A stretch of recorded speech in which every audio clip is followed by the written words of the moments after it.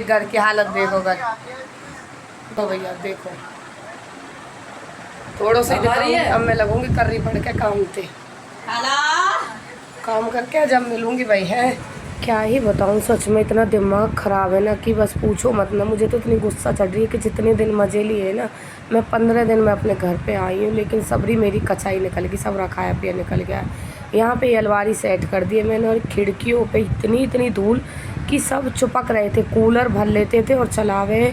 इस कूलर की बौछार की वजह से मेरा पूरा शीशा इतना गंदा हो गया कि अभी तक भी साफ़ नहीं हो पाया। पंखा साफ़ किया है, ऊपर की सफाई करी है और अभी ये सफाई मैंने बस ऐसी करी है कि जो मैं घर में बैठ सकूं।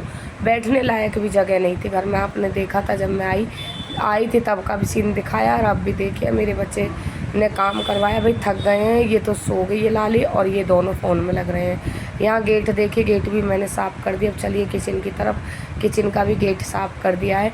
मतलब जो ऊपर ऊपर ही मिट्टी थी वो तो मैंने साफ़ कर दिया। अभी मैं आई हूँ तो मैं 7 बजे 7:10 पे कर अपने घर पे आ गई थी सुबह सुबह ही। तो आते ही मैं साफ़ सफाई में लग गई। बाहर की भी सफाई हो चुकी है। अब मैं मिलती हूँ आपको नहाने के बाद। ये सुबह का टाइम है। सुबह उठते ही मैं जगी थी 5 बजे। 5 बजे उठ के मैंने पहले करी है अलमारी सेट पूरी ऊपर से और नीचे तक। पिन्नी विन्नी झाड़ के सब बाहर निकाल के एक एक कपड़ा तय करके रख दिया है। और उसके बाद मैंने बच्चों को दिया जगह। ये जा रहे हैं सुबह घूमने के लिए। मैं कह रही थी तुम दोनों तीनों गली में टहल लो, दौड़ लगा लो, थोड़ा कष्ट कर लो, ये शरीर मत ना बिगाड़ो। और मैं लग रही हूँ अपने काम से। भाई काम तो मुझे करना है। ये सो रहे थे आराम से और गाँव में जाके इनको बखत्ते जगने की आदत पड़ गई है। अब जल्दी जगने की आदत पड़ गई तो आदत को मत बिगाड़िए, यही बना के रखिए। और मैं इतने सारे कपड़े लेके बैठी हूँ, मशीन में पानी कर लिया है और ये टाइम हो चुका है अब 5:30 बजे का। लेकिन देखिए उजाला देख के ऐसा लग रहा है जैसे सुबह के 7 बज रहे हैं। और भाई इतनी गर्मी है, इतनी गर्मी की वजह से हालत ख़राब। और इधर काम को देख देख के मेरा ऐसा सर चढ़ रहा है। कल से मेरा सर का दर्द नहीं गया है। देखिए 5:30 बज रहे हैं। तो बच्चे मेरे टहलने के लिए चले गए और मेरी आंखों के सामने ही हैं, बस नीचे गली में, ज़्यादा दूर नहीं है। और मैं लग रही हूँ काम से और ये आ गए हैं, आके नहा के बैठ गए पढ़ने के लिए। आपको मैं बेड शीट दिखा देती हूँ। ये मेरी बुआ ने दी है ये डबल बेड की। मेरा बेड है सिंगल, लेकिन मैं डबल ही बिछाती हूँ क्योंकि ये चारों तरफ से कैरी हो जाती है, बहुत बढ़िया अच्छे से दब जाती है और बहुत बढ़िया कॉटन की है, सरकती भी नहीं है। और ये संदूक का कवर जो मैंने मतलब बिछा रखा है मैटिस पे, इस पे धोया था ये मैंने। इन्होंने इतना गंदा कर रखा था। यहीं पे दूध की लस्सी बनाई, खाया पिया, इतना घर गंदा कर दिया ना इस आदमी ने। मुझे बहुत गुस्सा भी आ रही थी। वहाँ से मैं इतने बड़े प्यार से आई थी, घर पे आती लड़ाईबाजगी। अरे इंसान थोड़ी बहुत तो झाड़ू वाड़ू लगा लेते हैं, नहीं इनसे कुछ भी नहीं होता है। कह रहे एक तो भेज दई और भेज के फिर बातें और बना रही है। मैंने कहा बहुत बड़ी गलती कर दी ना भेज के आप लोगों ने। इतना गंदा घर भाई, इतना गंदा भी कहीं कोई करता है क्या? थोड़ी बहुत तो झाड़ू सब लगा लेते हैं।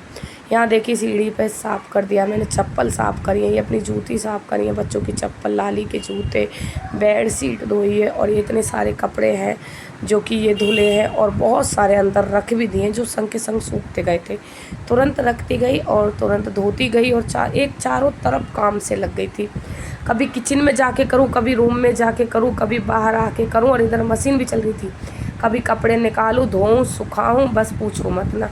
इतनी मेरा शरीर पूरा दर्द कर रहा है ना कि तुम समझ नहीं सको। मुझे इसी चीज़ की मैं कह रही बताओ, 15 दिन आराम से मज़े लिए और सगरे मज़े ऐसी तैसी निकल गई हमारी। तो यहाँ आके इतना हाथ पैर कमर दर्द कर रहे हैं बहुत ज़्यादा ही।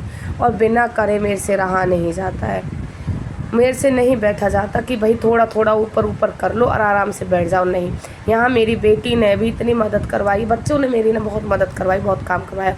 देखो लाली ने सब्ज़ी काट के रख दी, आटा लगा के रख दिया कि मम्मा नहा के आएंगे फटाफट से खाना बना लेंगे। बस अब मुझे नहा के आके खाना बना के खिलाना बच्चों को।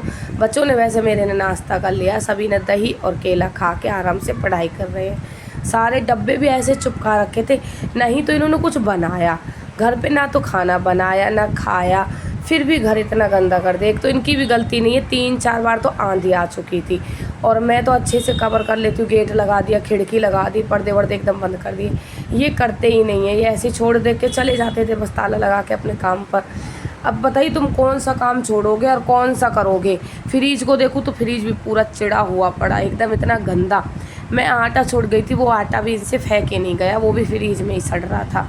सारी एकदम पिन्नी विन्नी फ्रीज की बाहर निकाल के, एकदम पूरा टोटल सामान बाहर निकाल के तब सफाई करी। जब जाके अब मुझे लग रहा है कि मैं अपने घर में आ गई हूँ। गेट, खिड़की, कपड़ा, हर एक छोटी से बड़ी चीज़ साफ़ करके अब जाके ऐसा लग रहा कि मैं अपने घर में बैठी हूँ। लेकिन मैं इतनी थक चुकी हूँ कि मेरा खाना बनाने का भी मन नहीं कर रहा है। मुझे ऐसा लग रहा है बना हुआ मिल जाए तो मैं खा लूँ। और इतने सारे कपड़े और रखे हैं अभी प्रेस करने के लिए, इन्हें देख देख के और डर लग रहा है मुझे। लाइट चली गई, जैसे ही आके बैठी हूँ मैं।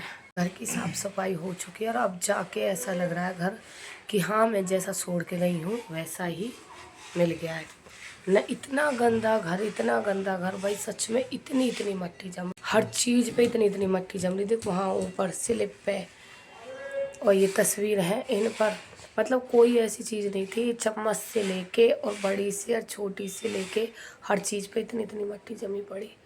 एक एक चीज़ धो धा के पोंछ के साफ करके क्लियर कर चुकी हूँ।